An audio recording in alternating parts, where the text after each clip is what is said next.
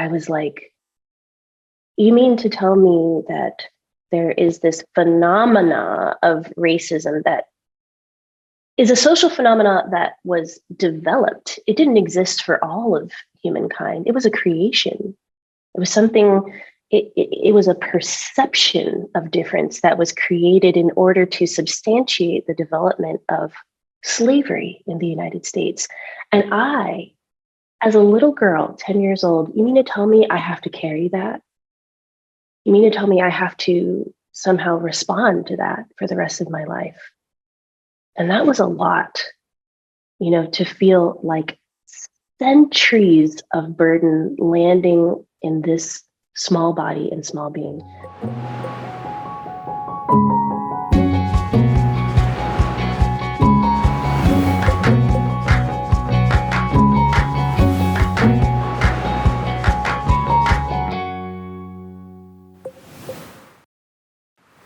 Hello, friends, and welcome to Insights at the Edge on Sounds True 1. It is my great joy and honor to be able to introduce you today to Dr. Sará King, a phenomenal human being.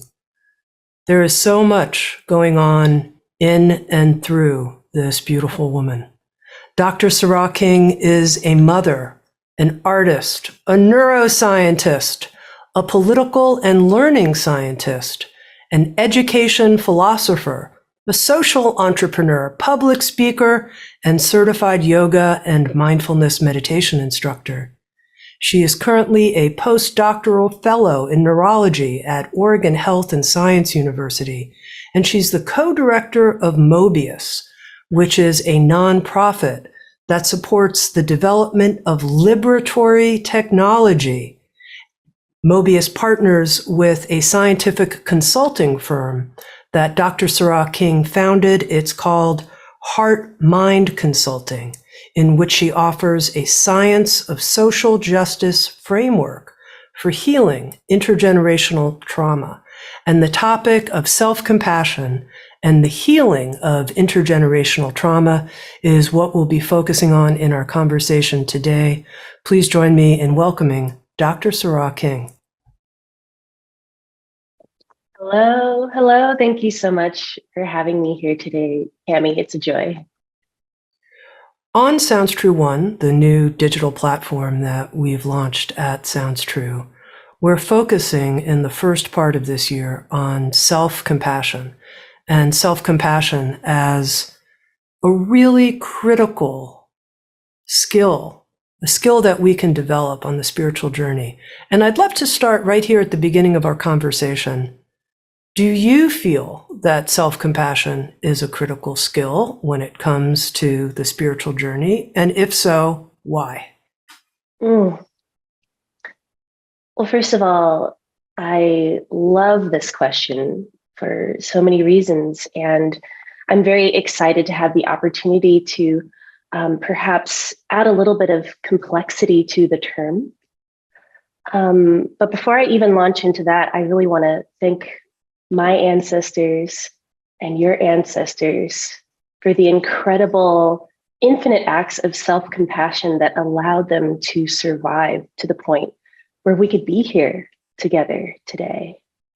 I think that self-compassion is really so much of the relational ties that bind us together across space and time. And I truly feel that none of us would be here without that capacity, right? This capacity to really lovingly witness and recognize suffering, to be present to suffering, and the ways in which when we develop a capacity to be present with our own suffering, then that naturally can be extended outward towards others in this spirit of seeing one another, receiving one another, being with one another in a way that is deeply acknowledging that in this human body, we're constantly experiencing impermanence. And we are always coming up against the edge of our own mortality. And that just mortality and impermanence together, for me, cause a certain tenderness in my heart. Because at the end of the day, no matter what it is, our social or cultural or political stations or beliefs or any of those things, these differences, which get talked about a lot in terms of what's dividing us, what's tearing us apart on a societal level, at the end of the day, I think that we all have the capacity to have real tenderness for the fact that these bodies fade away. And in response to that, there's so much grief that all of us has to carry in the course of our lives. And I think that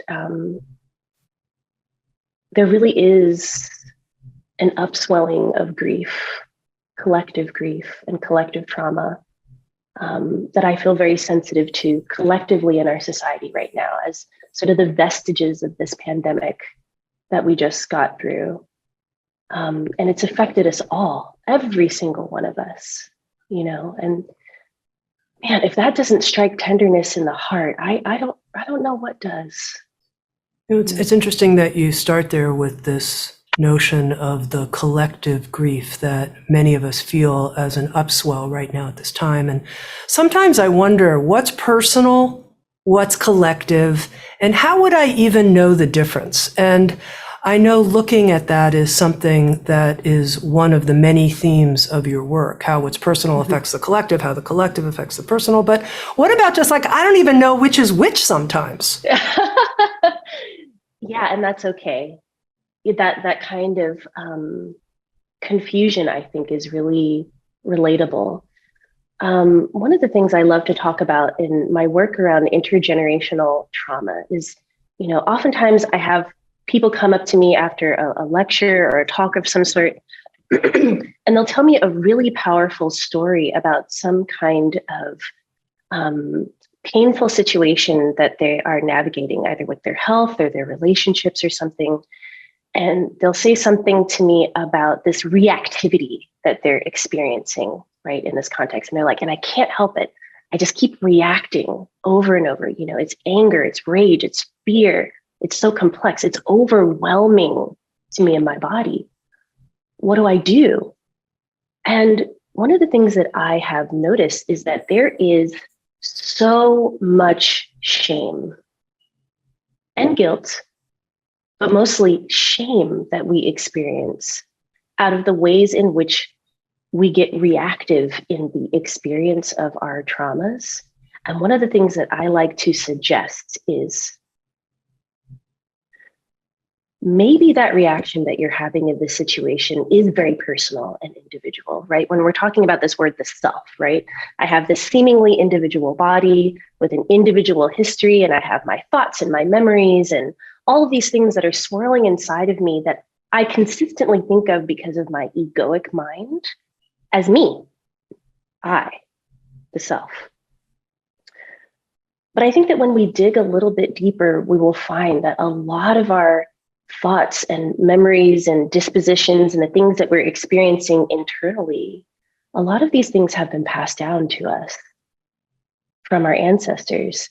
A lot of these things are being absorbed by us from the surrounding culture and society and the environment. We are so porous as human beings. We just have this interesting perception that we are quite solid, that is created by the mind and the brain. We are incredibly porous and constantly processing those things through us.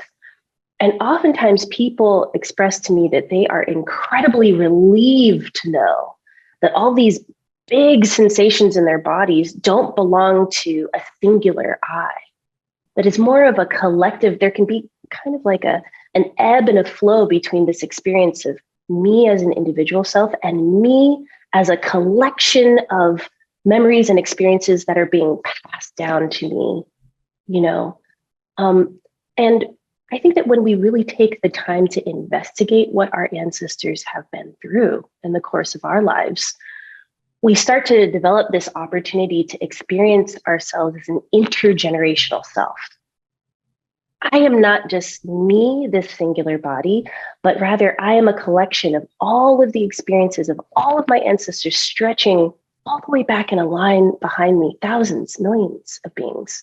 And then on top of that, I love to also play with the idea that we humans have the capacity to sense into our descendants, those beings who will be here long after we are gone. And we are interconnected, interdependent in this web of being that is constantly passing energy and information through us. And that is exquisitely empowering, because what it means is that potentially what we're experiencing right now, it really doesn't make sense to frame it as like our fault.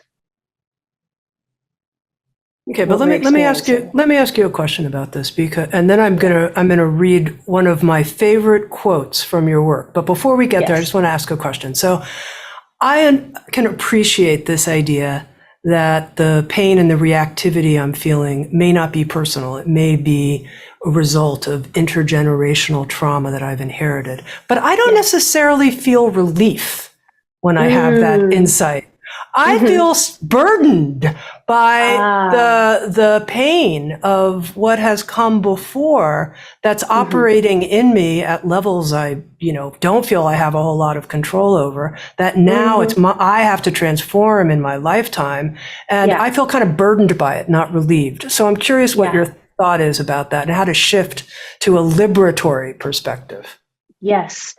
This burden that you're pointing out is so real. It's so true. And I would posit to say that a lot of the people who are suffering deeply from depression and anxiety and even suicidal ideation right now are carrying that same weightiness, that same feeling of burden inside of themselves. It's real. But I also believe that there are many ceremonial ritual practices that have been passed down through time from our ancestors, right?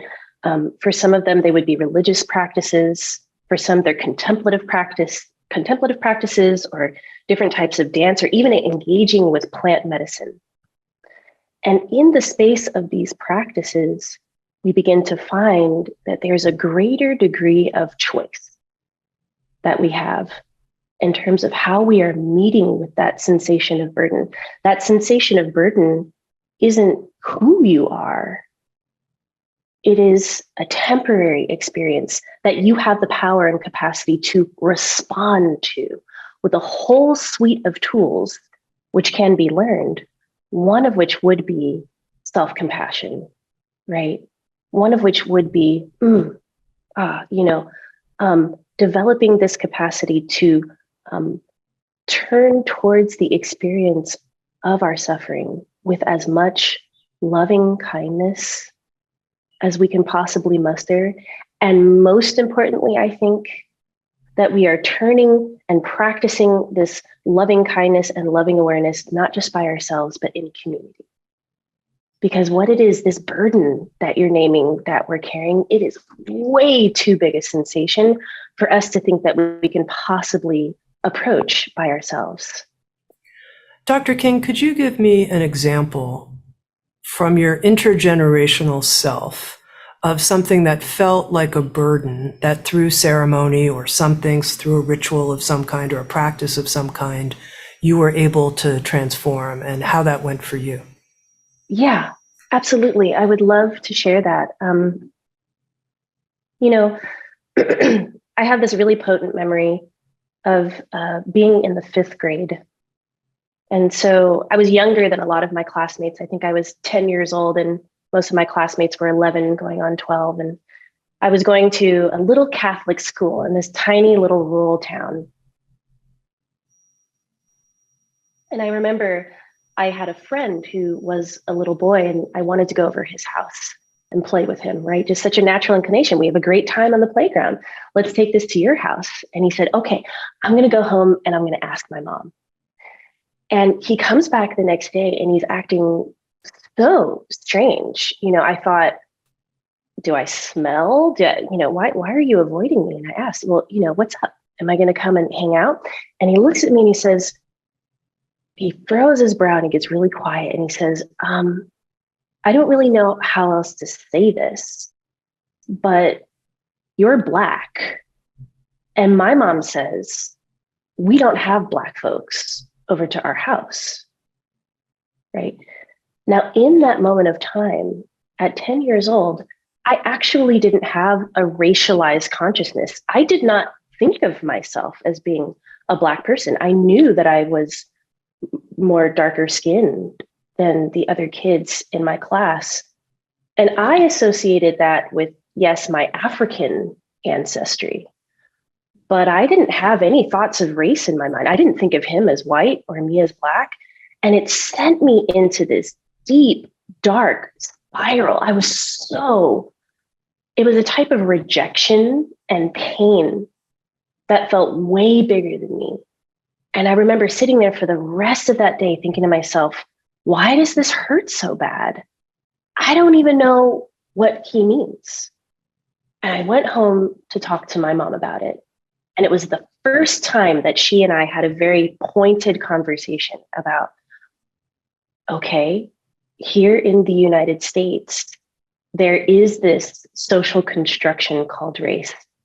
And it is attached to this history of white supremacy and slavery and racism, all the way leading up. She took me on this whole journey from the War of Independence to the Civil War, to the fact that she grew up in the segregated South.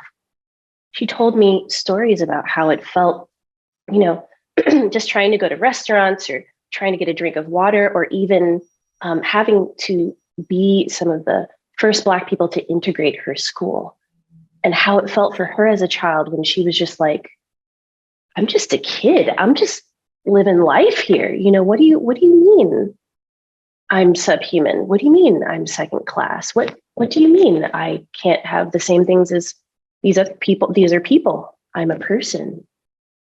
And that was the first time that I really got this sense of burden in my heart, where I was like, you mean to tell me that there is this phenomena of racism that is a social phenomena that was developed? It didn't exist for all of humankind. It was a creation. It was something, it was a perception of difference that was created in order to substantiate the development of slavery in the United States. And I, as a little girl, 10 years old, you mean to tell me I have to carry that? You mean to tell me I have to somehow respond to that for the rest of my life? And that was a lot, to feel like centuries of burden landing in this small body and small being. And then to ask myself, it seemed to be kind of like a fork in the road moment for me. And I was like, so how do I respond? Do I respond by hating everyone who has been given this category of being white? Do I vilify? Do I respond with these energies of divisiveness inside of me and try to protect myself and other people in the way that I have felt so othered and so wronged? And I'm going to admit to you that for a time I contemplated that. I said, oh, maybe that's the best way to go about things, is I can other people who are different than me, and then in that way protect myself and my identity. But I noticed this closing, clenching pain around my heart. I noticed that the practice of othering directly cut me off from seeing other people in their humanity. It cut me off from relationship. It actually made the wound feel deeper and more painful. And so then through the practice, through my earth practices, I have a practice of really worshiping the earth that comes from my indigenous heritage, right? Really touching the ground. And I'm a tree hugger. I hug trees. I speak to rivers. I speak to the sky. I pray with them and I bring them into my body. Through mindfulness meditation trainings and yoga trainings, and also plant medicine has been really hugely important in my journey, particularly psilocybin. And over the course of decades of these ritual practices, I have noticed that the deepest and most natural inclination of my heart is towards goodness and is towards love, loving kindness and loving awareness. And I can feel this thread of love that connects me to all of my ancestors, but it also connects me to all of yours.